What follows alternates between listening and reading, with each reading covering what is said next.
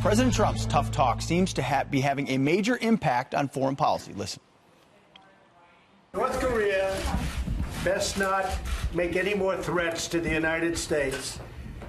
They will be met with fire and fury. Little rocket man, he is a sick puppy. You know what gets you nuclear war? Weakness gets you nuclear war. Being weak gets you nuclear war. But the left continues to blast Trump's tough rhetoric. Will they ever admit that the tough talk actually works against our enemies? Terry Schappert is a retired Green Beret Master Sergeant, also the host of Hollywood Weapons. That's right. And he joins me now to weigh in. Terry, thanks for being here. Good to see you. Always Full good to see you. Full disclosure, I love Terry Schappert. He's a great dude. We're good friends. We are, so, yeah, absolutely. So on this topic of North Korea, we haven't actually talked. No. How much of the president's approach, his rhetoric, should get credit for the developments we've had?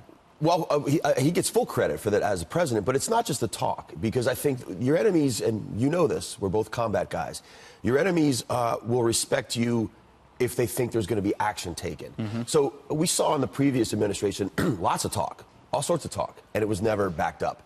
So our enemies, bad guys, knew that. With President Trump, whether you like him or not, it's safe to say that the people who are against us are not sure if he's really, they actually believe he might reach out and hurt them. That's the most important calculation, right? He may actually bomb us if we don't do what we're because gonna do. if they thought at any moment that he was full of BS and he was not really willing to follow through, they wouldn't even come to the table. But they obviously think this guy might just be the one to do it. And I was right before I came on, I was watching the Democratic strategist talking to Ed Henry, and the guy just could not admit one bit that President Trump gets credit for the economy. It's embarrassing for the left because they just won't admit it, and they won't admit it on North Korea, and I think it's going to hurt them. Well, you admit the obvious, and then you're credible on other stuff if you don't agree necessarily. Right. Well, the president, we've got a clip of the president yesterday talking about a date being set for this. Listen.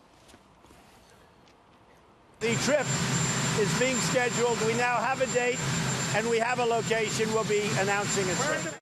So we don't know where it is. We don't know where. It'll be. Where should it be, and what should we look out for here? Well, that's a good question. I'm not sure about that, but as I was talking to you before, be prepared for some of this being a con from North or South Korea, because I feel like, and that's not a reflection on President Trump. I just think they're going to go to this way. So just what you should watch for is sudden cancellations, pulling out, conditions being put on top of it right before, so that they can say, well, we tried, but President Trump didn't cooperate with us. So wherever they're going to do it, however they're going to do it, let's just see if we can really rail them right into that time and place. What is the most important thing we have to make sure happens? From an America First perspective of our own security, what has to happen for this to be successful? That's a good question. A couple things. South Korea's got to know they're safe with us, that we're still their ally, and North Korea still has to know that this is not a piece of paper. Yep. This is actually a binding agreement that we are going to enforce, and we're going to check up on you because they've gotten away with it. They've gotten away with it. Terry, you do a lot of things on the outside for vets and wounded warriors. Sure You're do. with Task Force Dagger. Tell me what you're working on right now. Yeah, so Task Force Daggers, we're folded in with SOCOM, Special Operations Command. We do a lot of things. We $1 million in support last year.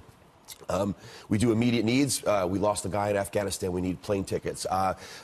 Medical access to things like the Cleveland Clinic, and also rehabilitative therapy. This year, we're actually taking wounded vets, training them in maritime archaeology.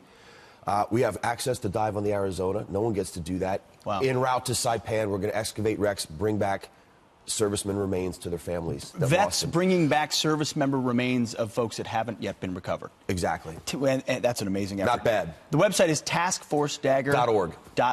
Reach out, help us out. T-Shap. Good to see you. Thank you. Great to see you.